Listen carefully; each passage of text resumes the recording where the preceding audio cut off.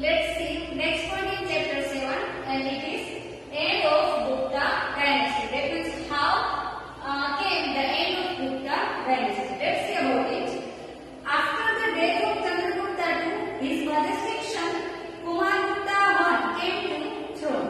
Chandragupta II was also majestic king, but after his death, his majestic son Kumargupta I came on the throne of Magadha in Gupta age.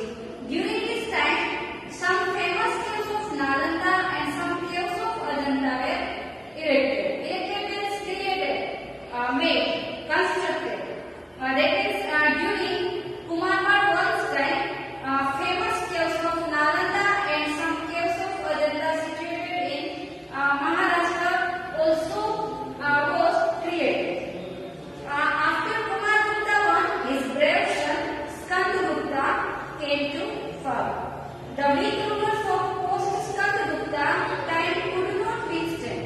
That means after Kumargupta, his son Skandagupta came on the throne of Magadha, and weak rulers of post-Skandagupta time could not withstand. That means time was not with him, and the onslaught attacks, onslaught means violent or strong attack of obsessive and powerful Gunas and Gupta Empire disintegrated means destroyed, came on the end. That means by violent attack and obsessive, Skandagupta could not win, and his empire disintegrated. That means Gupta age came on the end, or it was destroyed. Now next, administration of Gupta age. That means how the administrative system of that time in Gupta age. We get information about administration during Gupta age from records, Smritis and Puranas. How we get information about administration system of Gupta age? Then by the sources like records, Smritis and Puranas. Accordingly, the governing body was divided into three sections: central, provincial and local. Students, we already studied administrative system of Gupta age in previous chapter, because administrative system of that time was divided in three parts: central, provincial or local. Emperor was the center of Gupta administration. That means king was the main on the center of administration. He adopted titles like Maharajadhiraj and Param Bhagat. That means king got title like Maharajadhiraj and Param Bhagat. Here's some information for you. The army chief was called Baladhikrut. The minister of external affairs was called. That means the army chief was called Mahabaladhikrut, and the minister of external affairs. That means affairs which are connected with the out of their state. And the chief of it was, minister of it was called Mahashandi Vigraha. Chief of palaces and gates guard were called Mahapratihar.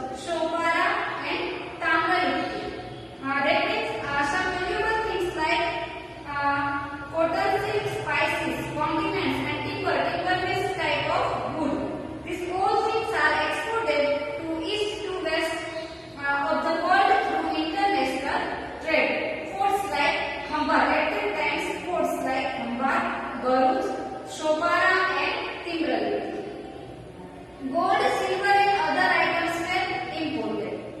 That means gold, silver, these metals are imported from other countries. Now, next, religious status. That means which religion was prevalent at that time in Gupta age. Hinduism and Indian culture are seen full of swing during Gupta age. That means in Gupta age there was a Hinduism and Indian culture were swing. The Gupta emperors gave Vaishnavism the status of state religion. That means first Gupta emperors believed in the only at the state level Vaishnavism. As a result, Vishnu, his avatars Sri Ram and Sri Krishna were mostly worshipped at this time. That means after Vishnu, his avatars like Sri Ram and Sri Krishna was worshipped at that time in Gupta age. Lakshmi became very famous goddess, and from goddesses, Lakshmi became very famous. It was during this time only that Ramayana, the Mahabharata, as well as the Puranas were being compiled.